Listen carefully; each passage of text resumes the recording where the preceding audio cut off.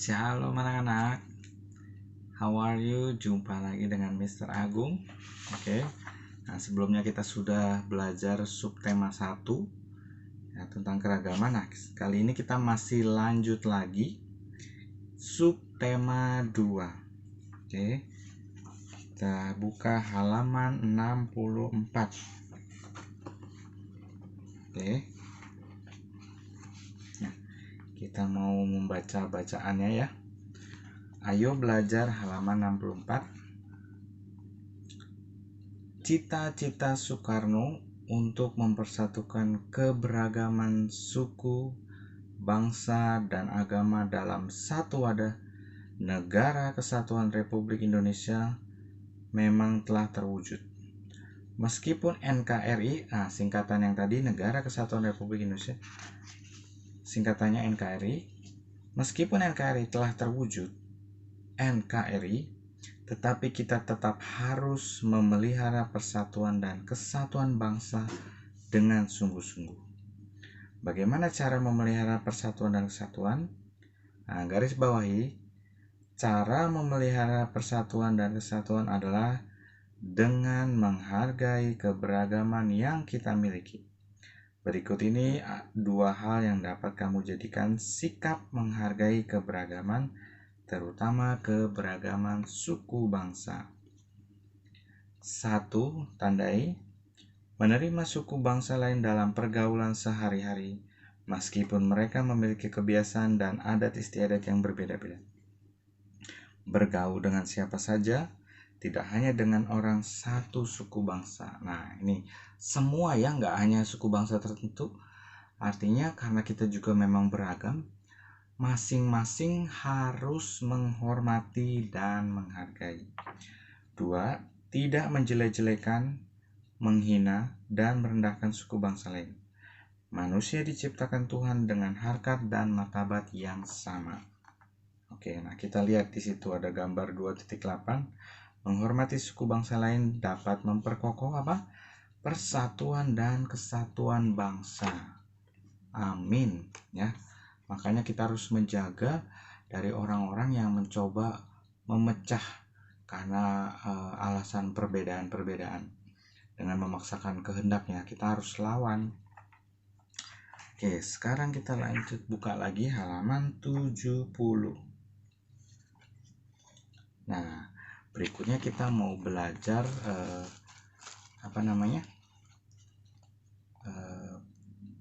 contoh-contoh dari keberagaman.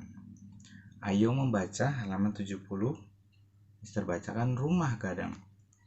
Rumah gadang atau rumah godang adalah nama untuk rumah adat Minangkabau. Garis bawahi.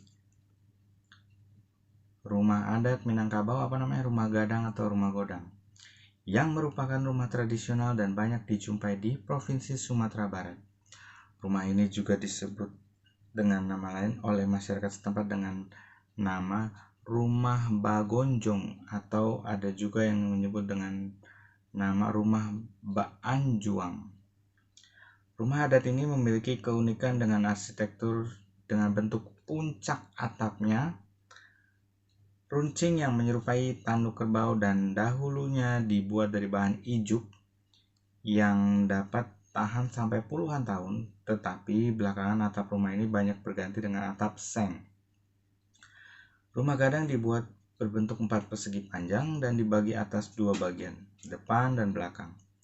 Bagian depan dari rumah gadang biasanya penuh dengan ukiran ornamen dan umumnya bermotif akar, bunga, daun, serta bidang segi 4 dan jajar genjang. Sementara itu, bagian luar belakang dilapisi dengan belahan bambu. Pada umumnya, rumah gadang mempunyai 1 tangga yang terletak pada bagian depan, sementara dapur dibangun terpisah pada bagian belakang rumah yang ditempel pada dinding. Wilayah Minangkabau rawan gempa sejak dulunya karena berada di pegunungan bukit barisan, sehingga arsitektur rumah gadang juga memperhitungkan desain yang tahan gempa. Seluruh tiang rumah gadang tidak ditanamkan ke tanah, tetapi bertumpu ke atas batu datar yang kuat dan lebar. Seluruh sambungan setiap pertemuan tiang dan kaso besar tidak memakai paku, tetapi memakai pasak yang juga terbuat dari kayu. Ketika gempa terjadi, rumah gadang akan bergeser secara fleksibel seperti menari di atas batu datar, tempat tonggak atau tiang berdiri. Begitu pula setiap sambungan yang dihubungkan oleh pasak payu juga bergerak secara fleksibel, sehingga rumah gadang yang dibangun secara benar akan tahan terhadap gempa. Ayo belajar, lanjut halaman 71. Apakah nama rumah adat di daerahmu? Rumah adat di Indonesia bermacam-macam nama dan bentuknya. Mengapa bentuk rumah adat di daerah berbeda-beda? Rumah adat, nah garis bawahi. Rumah adat berbeda-beda karena disesuaikan dengan keadaan lingkungan dan kegunaan rumah tersebut. Garis bawahi. Oke, sudah. Rumah adat Toraja misalnya. Di bawah bangunan, rumah digunakan sebagai kandang kerbau. Kerbau bagi masyarakat Toraja merupakan lambang kekayaan. Rumah adat Kalimantan Selatan berbentuk panggung dan panjang. Kolongnya digunakan untuk menenun dan menumbuk padi. Berikut ini beberapa rumah adat di Indonesia. Mungkin beberapa bisa dilihat ya. 1. Sumatera Utara. Ada Jabu Parsakitan dan Jabu Bolon. 2. Sumatera Selatan ada Rumah Limas. 3. Lampung, Rumah Sesat.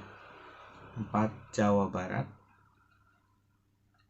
Keraton Kasepuhan Cirebon. 5. Daerah Istimewa DI Yogyakarta, Bangsal Kencono. 6. Jawa Timur, Rumah Sitobondo. 7. Bali, Nata, Gapura Candi Bentar. 8. Kalimantan Tengah, Rumah Betang. 9. Sulawesi Selatan, Tongkonan. 10. Papua, Kariwari Honai. Nah, itu contoh-contoh dan nama-nama yang rumah adat yang ada di Indonesia. Oke. Lanjut lagi, kita halaman 79. Oke. Nah, kalau tadi tentang keragaman dengan rumah, sekarang kita lihat halaman 79. Ayo belajar. Nah, ada gambarnya. Wah, yang ini suka semua nih, ada gambar makanan nih. Soto Madura, soto Betawi, soto Bandung. Gambar 2.15 berbagai macam soto. Wah, Mister doyan nih kalau soto. Kita baca, ayo belajar. Dalam puisi Aku Akan Menjaga, penulis menuliskan bahwa Indonesia memiliki keragaman hewan dan tumbuhan. Selain keragaman hidup, Indonesia juga memiliki keragaman budaya. Salah satunya adalah makanan tradisional. Asik. Contoh makanan tradisional yang memiliki banyak ragamnya adalah soto, ya. Hampir setiap suku bangsa di Indonesia memiliki makanan khas daerah bernama soto. Meski namanya sama, tetapi berbeda rasa dan cara membuatnya. Atau juga mungkin namanya berbeda tapi tetap masakannya sama, soto. Makanan tradisional juga mencakup kue-kue. Kue khas Indonesia sering disebut jajanan pasar. Kue khas Indonesia antara lain bakpia, klepon, getuk lupis, lemang, dan onde-onde. Nah, lihat di baliknya, halaman 80, ayo mengamati. Perhatikan secara saksama gambar makanan khas daerah di Indonesia berikut, kemudian tulislah nama makanan dan asal makanan tersebut. Nah, coba kita isi bareng-bareng. Gambar yang pertama tuh, yang di atas, yang sebelah kiri. Ada yang tahu? Iya, tulis namanya gudeg. Nah, asalnya dari Yogyakarta. Oke, nah Mama Mister juga suka bikin gudeg, wah enak. Nah, sudah ditulis. Sekarang berikut yang ke sebelahnya ya, yang di sebelah kanan. Apa nama masakannya itu? Nah, Mister juga suka ini, daging. Namanya rendang. Nah, rendang ini berasal dari Padang. Oke, sekarang kita lanjut bawahnya. Yang sebelah kiri dulu itu nama makanannya empek. Mungkin tulisannya MPEK ya, empek. Asalnya dari Palembang ya, makanan khas Palembang. Nah, yang sebelahnya nih kue, apa namanya? Bika Ambon. Nah, berasalnya dari Medan. Nah, namanya Bika Ambon tapi asalnya dari Medan ya. Oke. Oke, nah sampai di sini dulu materi tentang keragaman di Indonesia subtema 2. Oke, sudah selesai Nas. PR-nya kerjakan evaluasi 2. Nah, yang evaluasi 1 sudah selesai semua belum? Harus diselesaikan ya. Nah, sekarang kan materinya sedikit. Jadi kita lebih cepat. Nah, yang sekarang materi evaluasi 1 harus sudah diselesaikan dan sekarang PR-nya evaluasi 2 halaman 85. Oke. Nah, untuk yang nomor 1 itu dijawab yang benar, tidak apa-apa, Mister akan kasih poin. Tapi kalau yang salah tetap salah ya. Oke. Nomor 1 sampai 6 evaluasi 2. Oke, sampai di sini dulu materi PPKN subtema 2 tematik 4F. Shalom, Tuhan Yesus memberkati.